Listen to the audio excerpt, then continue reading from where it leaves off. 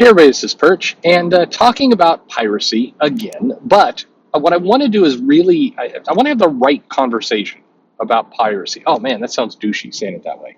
I have the right conversation. No, but what I mean, okay, I hate the way I sounded right there. There you go. See, editing in real time, except there will be no editing. Uh, Piracy, whenever it gets discussed, and I brought it up a few times, but I always feel that no matter how I bring up the topic, no matter how I talk about piracy, the conversation always steers in the opposite direction of where it needs to go. Or when I see it discussed other places, people are very determined to try and make the wrong point or just a meaningless point. And I'll give you an example of what I mean with this analogy.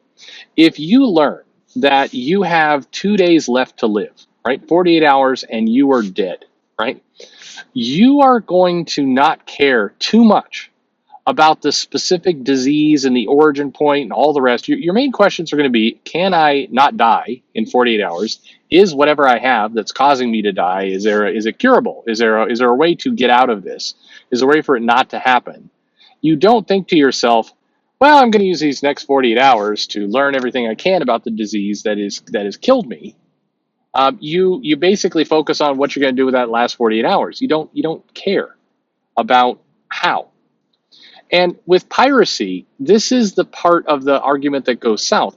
Is piracy impacting some book survival? I mean, yes, absolutely it is, but not the way you think and not the way it's normally argued. And what I mean by that is simply this.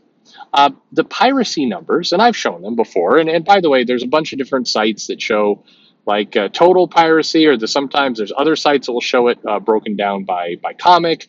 Sometimes it will show completed view versus view. There's a couple different ways to get the analytics, and it's all very, very entertaining from I don't know, an intellectual standpoint, but it's also meaningless. And why I say it's meaningless is because there is no causation to say 100% of these illegal downloads would equal sales.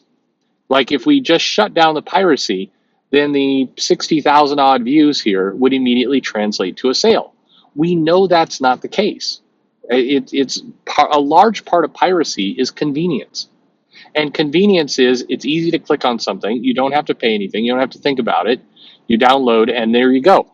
In most cases, piracy with comic books is sold by pack, meaning if you look at it, people download the Marvel Week of comics by Nemesis, and they do not download the specific comics, which means that generally they're downloading stuff they're never going to read. They're just getting all the Marvel comics. Why do they do it that way? Because it's way more convenient to do it that way. It's better, faster, easier for you to download. Just say, give me it all, and I'll read the 4 things that I want, and there you go. With the read comics online kind of sites, they don't have that grouping, but even there, you can click on something for a screenshot. I've taken screenshots for things. I go to Google image search, I find the image I want, and I'll click on it to get like a larger version of the image sometimes, and I'm redirected to the Read Comics Online site. And I'm like, I don't want to, I don't want to support this site. I always get angry when I do that. That's just me. That's my personal thing. I'm not asking you to adopt my behavior and way of thinking about this. It's just purely me. I don't like it, so I'm like, I'll go get the image somewhere else. Is it more work for me? Yes. But that's the line I've drawn for me and only me, and I don't expect anyone else to have to worry about that. But the piracy arguments always go in several weird directions. Number one is this idea that the pirated comic would have equaled a sale if somebody would have just bought it, and that's not the case. But the more important part of piracy, and when I said at the beginning that yes, piracy is hurting comics' chance of survival, it's not because the people are stealing it so much. It's because the people who are being loud and vocal and pushing for these titles are not buying them. That's the bigger problem. They're sending a very false message to the publisher. And in fairness, the publishers in some cases are idiots by listening to those voices as opposed to doing the harder work of actually getting real metrics from comics. It's very, very similar to right now, you have a lot of the comic sales charts that are coming from Comics Hub. And Comic Sub represents somewhere between 3 and 5% of the comic shops, meaning it's an insignificant number. It's not worth anything. You can do some general analysis, but when you see a lot of these sites right now who are saying, "No, this title sold 200,000 copies," they have no idea how much it sold. They're taking a number from Comic Sub and going, this has 5,000 copies according to Comic Sub. Well, Comic Sub is 5% of the audience, so therefore, if we extrapolate out to add in the other 95% based on the same trend, it must equal 200,000. But that's anyone will tell you that's extremely shady. And we know from the past when this analysis has taken place, those numbers aren't even very close to the same. And right now, a number of creators are citing these numbers for their comics. And it's I'm not saying this to say bad creator. It cuts both ways. There are some comics that are doing much better than the numbers we've been told, and there's some comics that are doing much worse. And that's just the nature of how we're getting our numbers these days. They're just inaccurate. I get my numbers whenever I can direct from the publisher, and that's how I do it. And I feel confident about that. I feel certainly the publisher could be gaslighting me with comics, but I don't think they are. So back to piracy for a moment. The problem with piracy, as you saw it with, say, things like X Factor, is you see a lot of online activity. You see a lot of people talking about how great this title is the best X title. Leah Williams is the best X writer. Everything is absolutely the best in every single way, the best, the best. That's what they say over and over. Except the sales are low, and a lot of the people who are cheering it on have no intention of supporting it financially. So in that regard, the problem is maybe less piracy, although piracy is still illegal and wrong. But again, like I've said in videos in the past, that's your choice to make. It's your risk that you're playing. I mean, nobody's running around the piracy police or not, arresting people for pirating. But at the end of the day, it's your call.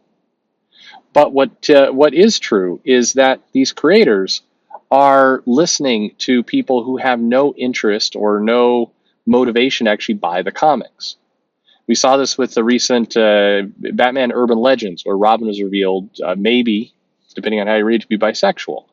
And you read through the various responses to the original tweet, and about 75% of them were saying, "I can't wait to read this. When are they going to have it up on Read Free Comics Online? Or when are they going to have it on a piracy site?" That's what people were focused on. And they were focused on that because and some of them outright said it. I'm not going to buy this comic. I'm not going to actually spend money on it, but damn it, DC better do this more.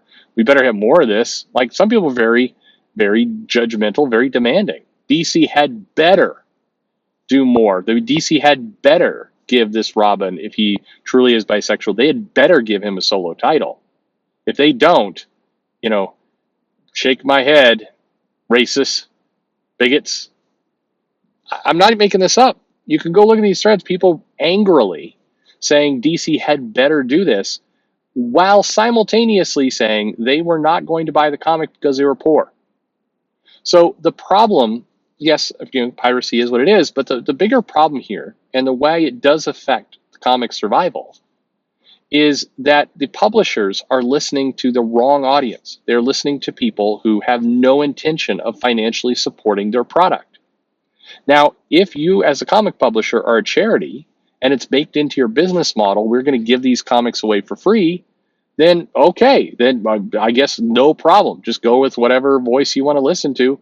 Doesn't matter if people are buying it or not. Barely an inconvenience. You can certainly do that. However, there's no comic publisher set up like that today. Nobody.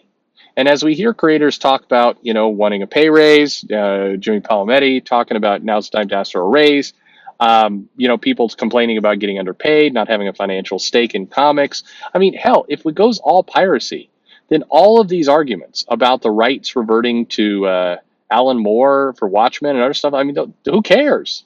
There's no money. Great, you get the right, there's no cash in the system. So who cares about how much royalties it makes? It doesn't matter anymore. You're not getting any money anyway. The problem is that the wrong people are being listened to. Seriously, the wrong people are leading these strategies. And when I say wrong people, I purely mean people who are not willing to financially support a product. And that's the problem. And that's the conversation around piracy that people need to have. not what kind of stats they're getting, what kind of analytics. And I see this argument of like, well, even though that says like 50,000 people read this issue by Leah Williams, I doubt really 50,000 people. That number's probably faked because, and unfortunately, that whole argument is a dead end because there's no way to prove it. Is it possible that whatever site's hosting this comic is making up the numbers? Sure. Is it possible that people clicked on it but didn't read any of the words and just kind of skimmed through it? Sure. Is it possible that a bot site indexing contributed to that number? Sure. All those things are possible. Doesn't really matter because whether one person looked at this comic or 100,000 people looked at this comic, the amount of money it made for the publisher is still zero. Now, the site hosting it, I'm sure, hopes that it got 100,000 because they're making money off ads. But the actual content creator, the people who are actually making the comic, zero. And that's the key point here. If that's the discussion. It doesn't matter whether people read it, didn't read it, like it, don't like it. If comic publishers are gearing their strategy based around people who don't actually pay for books, that's a major problem. And that's the important conversation to have.